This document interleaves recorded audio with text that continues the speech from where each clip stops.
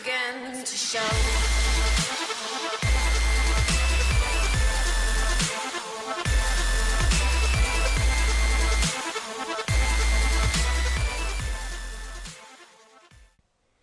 What's up, YouTube? This is Reason of Sound, and I'm lazy. Yes, I'm really freaking lazy. I haven't made a video in over a year, which sucks. I know, I'm sorry. But I'm back, and we're going to show you how to make reverse sounds. Freaking awesome reverse sounds. Okay, so here we go. I'm going to open up a song that I already made and modify it. So turn down your speakers now, or else your ears will get destroyed. 3, 2, 1, too late.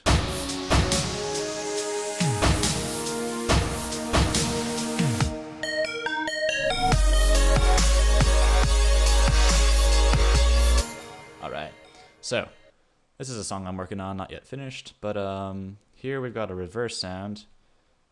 Whoops, a reverse something or other. I don't know what it's called or classified as, but just take a listen to it. Alright, so simple. I'll show you how to make something like this. Pretty easy. But I'm going to do it with a sample that I already have. Let's see, I'll take my kick sample, which is somewhere. I need to find it real quick. Give me 1 second.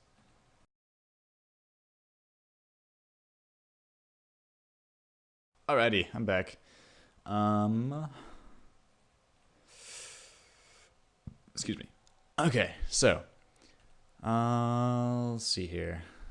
Right, reverse sounds. Okay, so take any sample you have. It can either be a kick, a clap, or a snare, something punchy. Go ahead, double click that sample and drag it to a free track in your mixer.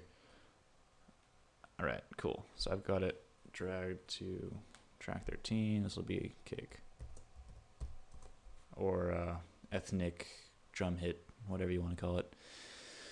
Okay, so once you have your sample dropped into your mixer, go ahead and add in some reverb, and this will apply to any DAW you're using. You can do it in FL, you can do it in Reason, you can do it in anything you want.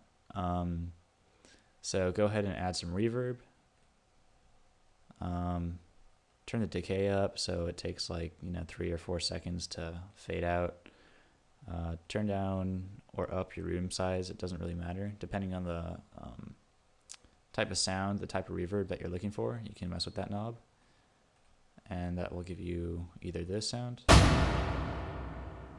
or this sound. I know they sound perfectly similar, but I don't know, it's a finesse type thing. Anyways, go ahead, turn your color to warmer, or like some other reverbs have like bright, warm, flat. I don't know. It's just another texture that you can use for your reverb. Turn your high dampening down to like 3 kilohertz. You don't want to get those highs in there like that, unless you do.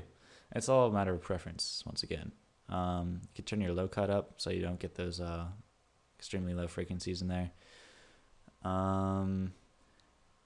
And pump up the level of your reverb a little bit. Alright, so we got that. Let's see here. Alright, so once you get the reverb sound that you're looking for, which will be your reverse sound actually, go ahead and select a good 3 bars. Go to File, Export, Wave File, and I'll just save it to my desktop. That'll be awesome. Awesome reverse sound. It's spelled terribly. Alright, so export that out. I know, I've got an awesome background. So go ahead and take your reverse sound that you just exported, drop it back in. Notice how I've got a little bit more added to this, doesn't look as short. I'm not making any sense today. Anyways, so yeah, this is the exported version. Just turn that down a little bit. And this is the original version. Right? And go back to your mixer.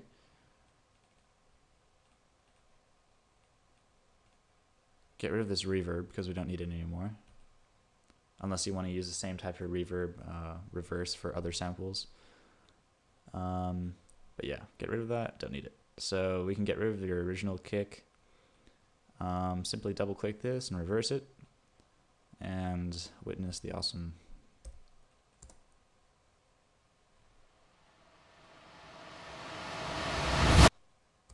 Right? Okay, so we can tidy this up a little bit. Trim off the actual hit. So we just get this part.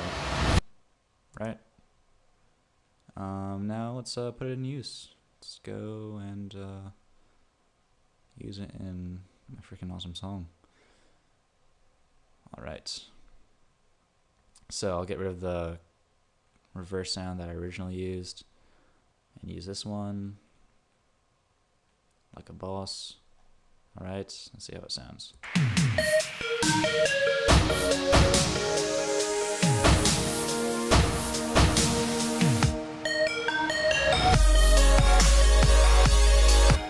Not too shabby, if I do say so myself. Alright, so some stuff that you can do once you have your reverse sound, you can double click it, set your in and out times, or just your in time. Pretty much the higher that you crank this knob, if you look at the little sample in this window right here, the shorter it's going to be. So originally it actually starts over here. It's very quiet and it gets louder. You can cut that out and fade it in from here, you know, so it's actually a little bit shorter. Trim it out. I guess that doesn't work. Okay, anyways. Yeah, you can fade it in shorter or longer, however you desire, using this knob. Some other stuff that you can do. So you can use the pogo. Do this. Make it a little bit funky.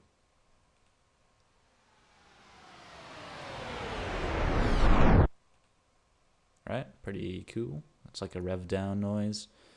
The pogo pretty much just time stretches the sample, starting from higher speed over here and then slowing it down. And then if you turn it the other way, ironically, it does not do the opposite. It actually just does it in a different way. It has a different NV, so.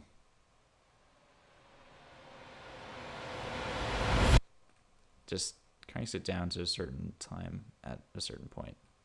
Makes perfect sense, I know. All right. Anyways, so there you have it, your awesome reverse sound.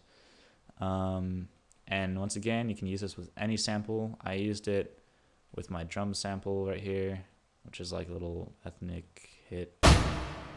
You can use it with whatever. You know, totally up to you. Excuse me. Anyways, good luck, have fun with it, subscribe and rate. I love you guys, you rock.